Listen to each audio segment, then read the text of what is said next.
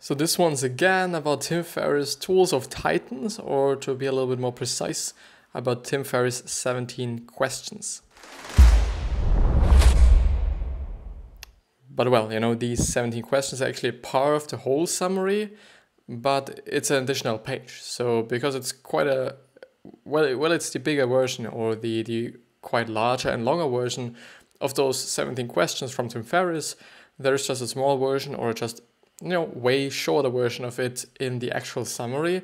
But this now is an additional page that I've actually began in the last episode actually. And I think it's great, because I guess it's just providing a lot more value and whatsoever. But yeah, this is another episode of the Self-Development with Tactics fucking podcast. And I hope you're doing well. I hope you're feeling good. I hope everything is all right. And yeah, maybe the light, yes, the light is good.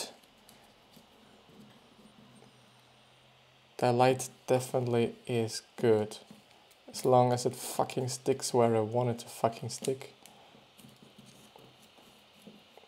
But the tape is a little like used, and then it's not quite working as I want to work, or I want it to work. But yeah, maybe you can even see a little change in the quality that I'm having here. I don't know, maybe because I tweaked the settings a little bit once again, because I've actually looked them up while I was in the train. I was just searching where I can find other options or other settings that I could use, so that maybe the quality is getting a little bit better. I guess I've been able to do it. I guess the quality is a little bit better. At least the files that I'm having now are just a little larger. I think they're quite a half. So it's like, okay, before it was just something like 5 MB, and now it is something like 16. So it doubled. No, it didn't double. Yeah, something. It did something.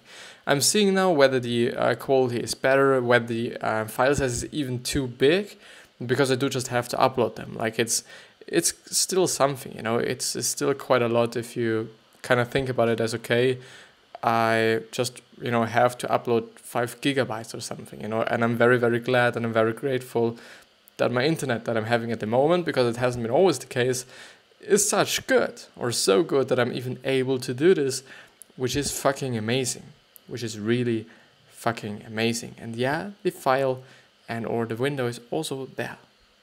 There it fucking is, which is great, which is enormously great.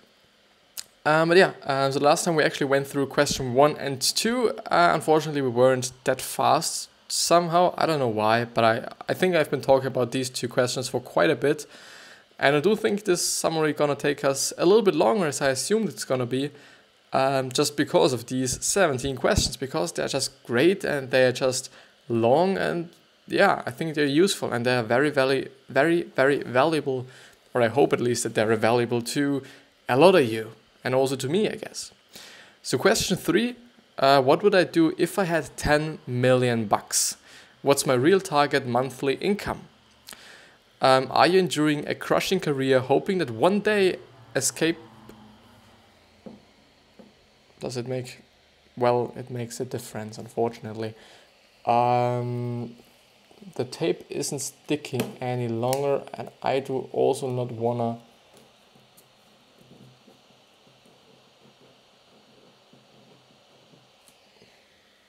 Maybe this is holding now. I don't know. Maybe. Hoping to one day escape into the nirvana of retirement. Life is short. Try to design a life you want today, rather than put it off 20 to 40 years into the future. When heaven forbid a tragic accident or illness might cut it short. Your ideal life might be deceptively easy to achieve. While building Brain Quicken, Tim Ferriss, this is actually, I think it was his first company, I guess, which we have been actually talking about in the last episode, because it was correlated to one of these questions. If you want to know it, check it out, or I'm just going to explain it pretty quickly. So it's actually kind of a supplement firm and a supplement brand, and he just created it or established it because he was just so upset about the fact that those supplements are so incredibly expensive. I think he was spending I guess it was 500 fucking bucks a fucking month just for his supplements, which is just a lot, which is just really a lot. But yeah. So while building Brain Quicken, Tim Ferriss was stretched to his energy limit and felt trapped in his caffeinated, overworked mental state. He stopped and asked himself the question above: what would I want to do? What would I want to do, have, and be if I had 10 million in the bank? For the lifestyle he wanted, how much in monthly income did he really need it? Or how much would he really need, or did he really need? After quick calculations, Tim realized his target lifestyle costs far less than he anticipated. The resource he lacked was time and flexibility, and not cash. Based on his work since, I imagine Tim's answer to the 10 million question was to learn esoteric stuff and teach people at scale on how to improve their lives. Which is actually what he's doing right now with this podcast, which is incredibly great, and which is, I think, incredibly valuable as well, because he really just interviews a lot of people that are very interesting. The thing that I've been just asking myself is whether the podcast would also work only with him. I was just thinking if it could work without him, which is actually the case for Tony Robbins' podcast, which is, at my point of view, it's a little bit sad, When I'm just watching some Tony Robbins podcast, I assume that I'm at least hearing his voice, having some statements of him or something, but in just a lot of episodes of those, you can't hear anything from him, It is actually only his team interviewing some other people. It's still great. It's still great to have some resources and some resources, maybe from people that you're really interested in. In terms of that, it is really good. But, well, I don't know if it's that good for his personal brand that, you can't hear him, or he isn't just on his own podcast or something. It's, merely his name. It just seems to be like a franchise or something. But it's not. I guess it's definitely his official podcast. But yeah, it's quite disappointing at my point of view. It was quite disappointing that, you couldn't just, have him on a podcast. Sometimes he is, and then it's incredibly great, because, I do guess most people believe in him and trust in him, and not particularly in his, in his team, I think. But I definitely think that most often it is really the case that we do not need as much money as we assume that we need. Things cost a lot, this is just the truth, I guess, and it's just nothing to kind of, debate about. But I've once seen actually an example of why life can also be just way cheaper.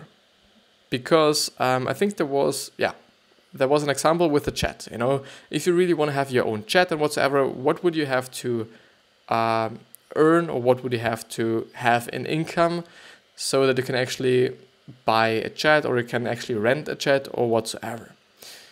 No, it was about buying a chat. Yeah, it was about buying a chat. And I think they calculated something like, I don't know, let's say 10 million or something, which would then be 833,000 a month, which is quite a lot, which is really, and I just see that my PC needs 77.2% of my fucking CPU for this episode right now, which is just amazing. And is it laggy? Is it laggy? I don't know. I really don't.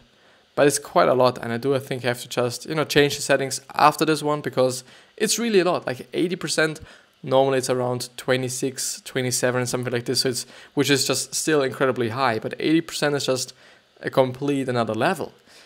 I still hope it's just doing something with the file, I guess. I hope it's compromising it a little bit more, which is not that important for me, though, because, the internet is fine. It just takes some time, okay, I understand this, and it's okay for me, but, well, it's better than having 80% of your fucking power used by one fucking program.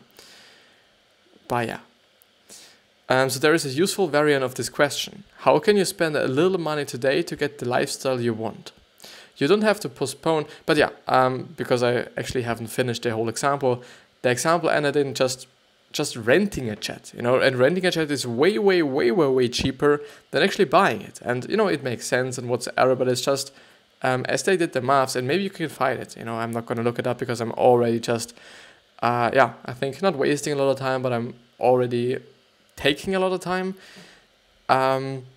Maybe you can find it, but I think it was just way cheaper. I think 8K or something, it's still a lot, if you think about it, but it's nothing compared to just buying a jet, and also the crew and also whatsoever. So there's not only the jet, obviously, but if you rent it, I think for the long term, it might be just way more expensive, but just for the quick kind of, okay, I need a jet, I guess it's, cheaper and way cheaper, I guess. So you don't have to postpone your target lifestyle to retirement. You can spend a little money to enjoy it today. If you dream of traveling the world, then plan smaller trips on long weekends. If you want to have a yacht, rent one for a few days, which is actually what I was talking about.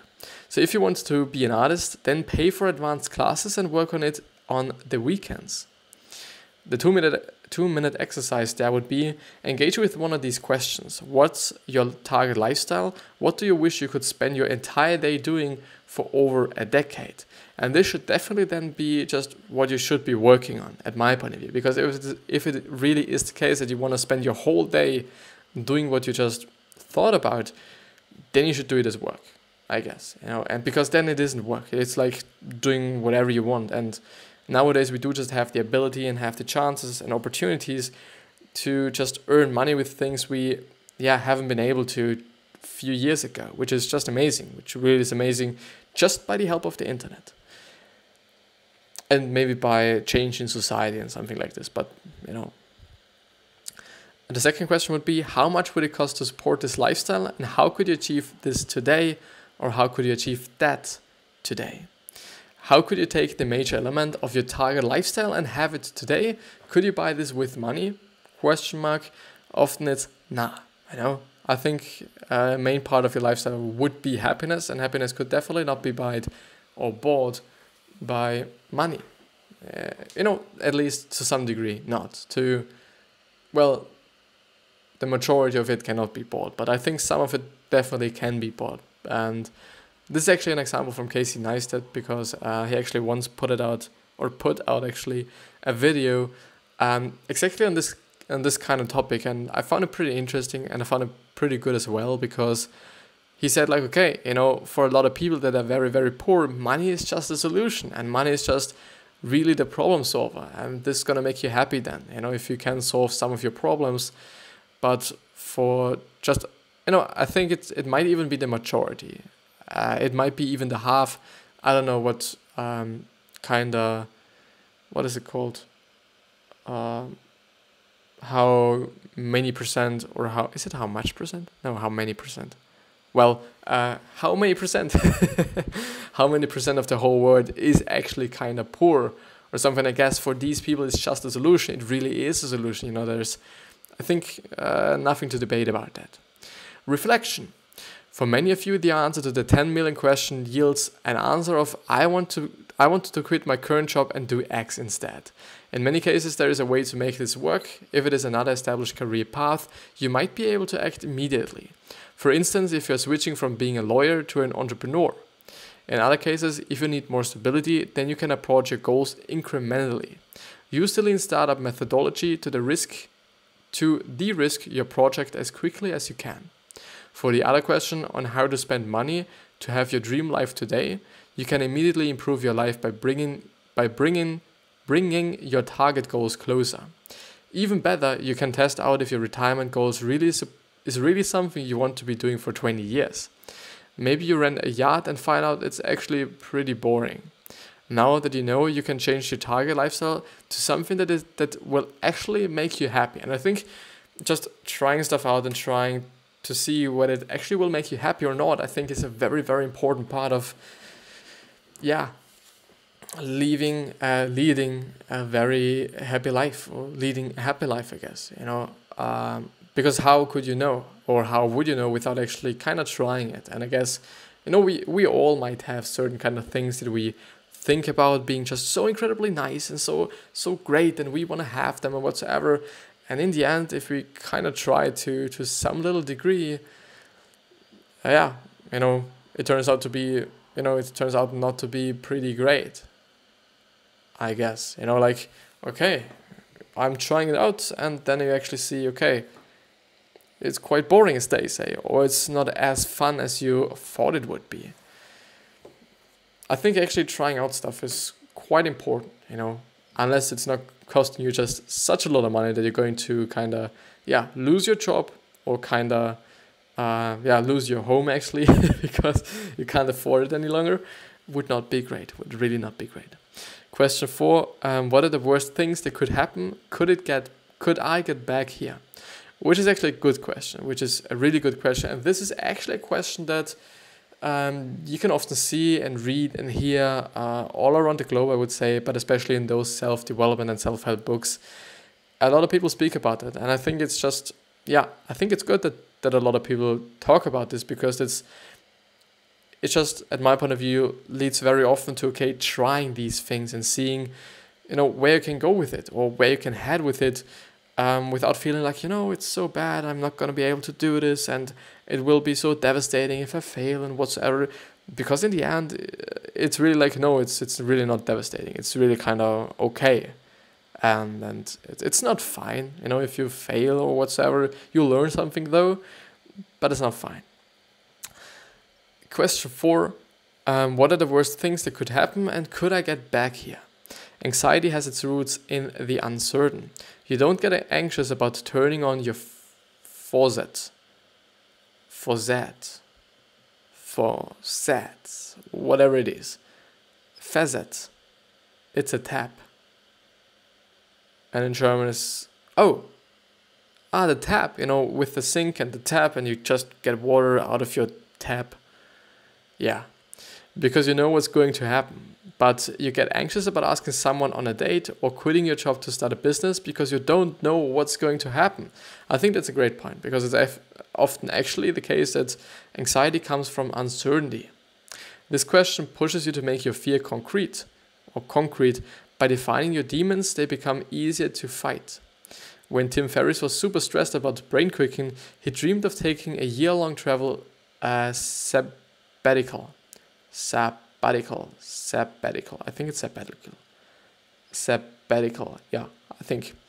Which actually is, if you don't know, because I don't know, a period of paid leave granted to your university teacher or other worker for study or travel. The business was running on all cylinders, and he was immediately tied to its operations. So his dream remained a dream for 6 months. Finally, he forced himself to question his assumptions. What was the worst that could happen, or that could possibly happen, when he's actually leaving for his sabbatical or whatever it is? Well, his business could grind to a halt and possibly go bankrupt, which is not that nice. A quality issue could occur and he would get sued, his bank account would plummet and his belongings would be stolen. Then he might contract malaria on his travels. So, was that it? Which is actually in there. For the podcast listeners, no, I'm not asking that question. So after picturing the worst case scenario, Tim realized it really wasn't that bad. To be really honest right now, like, okay, your just business potentially going bankrupt, having quality issues and you getting sued, your bank account going to be plumbed, your belongings going to be stolen, and you get malaria, potentially, or theoretically. No, it's potentially. Is this good? Is this just a good scenario? Isn't this a fucking worst case scenario? For me, it somehow is. I don't know what he's thinking there, to be fucking honest. But at my point of view, it's not great. Like, it's really not. But I assume, it could be worse. It could really be worse. But let's actually see what he did. So Tim realized it really wasn't that bad. Even this worst case, he could recover. He could definitely recover. Like, it's not like a live or die question or something, but it's not good. It really is not good. He could sell all his belongings, move into a low-cost apartment, and bartend to make a small living. From a scale of 1 to 10, 1 being no impact and 10 being permanently life-changing, Tim realized his worst-case scenario was a temporary impact of 3. 3. Is this a 3? Like, well, I don't know. Even better, by defining the problems, he could tackle them today. If his business operations would fail in his absence, how could he make them more robust? How could he protect himself from malaria? These problems were easier than he realized. Which could be the case, I don't know. I've just seen the kind of, the micro, I guess, in the macro. Because, it really sounded not good. It really sounded not good. And I think there's actually no debate about that. Maybe it's for me only bad, or seems to be bad. Well, it is something life-changing, but I think it's nothing that's, well, I think there's nothing you're going to be devastated for your whole life long. Definitely not. Because I think if he was able to build up this business, this brand, this whatever, he's going to be able to do it once again, I guess, with something else. Maybe not, it's not going to be that easy, anymore or something like this, but yeah, I think it's, for me, it is really bad, or it sounds really bad at least. For him, it might be okay, might be cool, might be, I don't fucking know. And now the 2 minutes exercise. This is a longer but super valuable exercise, so take the time you need. First, choose something big you really want to do but are afraid of. Now define your nightmare scenario and the absolute worst case event that could happen. Next, picture how you can recover from this worst case scenario. So what would be the permanent impact of this worst case scenario from 1 to 10? So the permanent impact of this worst case scenario from 1 to 10. Would it be 1, just a pretty low permanent impact, or pretty temporary actually? Or would it be just a really fucking devastating, life-changing, life-destroying fucking 10 out of 10 life-destroying thing? What would it be? I assume, if you think about it, and if you kind of also evaluate it with other things, and with kind of being just having some fantasy, I guess, or having some imagination for things that could practically happen or theoretically happen, like, I don't know, you dying or something. I guess it's not that bad. What measures could you take to prevent the worst case scenario from happening? And finally, what is the best case permanent impact that this could have on your life? And the most important thing there is, and I don't know if they're pointing it out just afterwards or not, but just evaluating it. Just being like, okay, the permanent damage or the permanent worst case scenario kind of thing this is going to affect me is, let's say, a 3, but a possible upside and the possible permanent upside is a 10 or a 7. Why wouldn't you try it? Like, you can clearly see that the downside is way, way, way lower than the upside is high. So I think this is actually reason enough to somehow try it. Reflection. Chances are the worst case scenario is nowhere near as permanent as you thought, and the best case scenario is awesome and permanently improves your life. So it's silly to wait, isn't it? You're letting your fear block you from your ideal happiness. When I left my MD PhD program at Harvard Medical School to start a company, I went through a similar questioning process. In the very worst case, my startup would fail and I would be embarrassed. And I would go back to medical school dean, tail tucked between my legs, and beg to be readmitted. My medical training would be delayed by a few years, but I would get right back on track. But if I didn't take this chance to start a company, something I knew I enjoyed a heck of a lot more than medicine, I would regret it forever. Should we go through the next one as... Yeah, we can. It's amazing. It's really amazing. It's a short one. Question 5. If I could only work 2 hours per week on my business, what would I do? I think that's actually another good question. I know, because I assume there it's going to be about things you like, I guess. but I would only work 2 hours on something that I actually hate, per week. But let's see. I'm not gonna just judge a book by its cover or judge a paragraph by its title. So how do you get the most out of out of your time?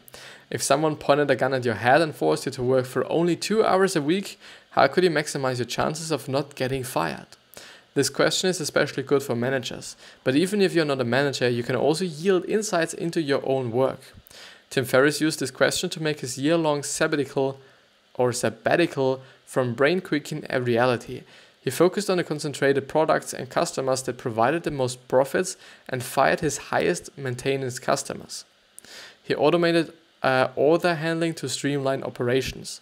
This type of thinking led him to his famous 4-hour workweek concept, which is just, I think, taking yourself out of the equation of having a successful company, or a successful company, I guess. And this is also something that Derek Sivers did when he was in the middle of his CD baby kind of trip, or CD baby company exploration thing. I don't know. So he definitely did it as well. He tried to get him out of the whole equation, just being maybe a supervisor or something, And I think it worked out, I guess. And I think it's also good, but it just takes a lot of time and effort, I guess, to actually kind of train all those people to actually lead the company in a way that, that it is maintaining itself and that it is even growing as well. So I think it's just, really taking up a lot of time. The 2-minute exercise. If you were forced to work only for 2 hours a week, what would you do to capture as much value as you could? Reflection. If you're like most people, you will probably feel overworked and stressed about how long your to-do list is. This question forces you to find the highest yield components of your time. What 20% of your activity accounts for 80% of your output. Again, the 80-20 rule. So what 20% of your activity accounts for 80% of your output? Often this question highlights activities of especially high leverage. If the greatest output of your time is coming up with ideas, rather than the grunt work, you should spend more time on ideation. I think it's actually ideation. So this question is tough in some roles like service and manual labor. If you work on an assembly line, it's hard to compress your time. But it doesn't hurt to think about crazy ideas. Maybe you should hire a cheaper doppelganger, which is actually the exact same thing in German. So it's doppelganger means doppelganger. The only difference is that in the German word you have doppelganger, like doppelganger, with an A and A actually, which is doppel, and then ganger with A, which is actually an A and an E. It's AU. It's AU. Never mind. And doppelganger to take your place, and you spend 2 hours supervising this person. This can stir a line of thinking that leads you to the idea of raising to management. Could actually be the case.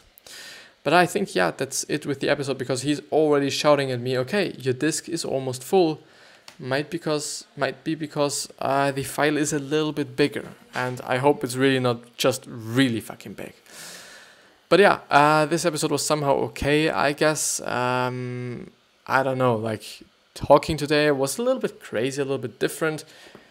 But I wish you the best health, happiness, and success. And I also hope that you're going to remind yourself on how you're going to be remembered, which means, your legacy, because you have the control over your legacy, and you basically decide whether you're going to be remembered as a good person or as a bad person. And I hope you're going to decide to be remembered as a good person. But with that being said, I wish you the best, and I see you.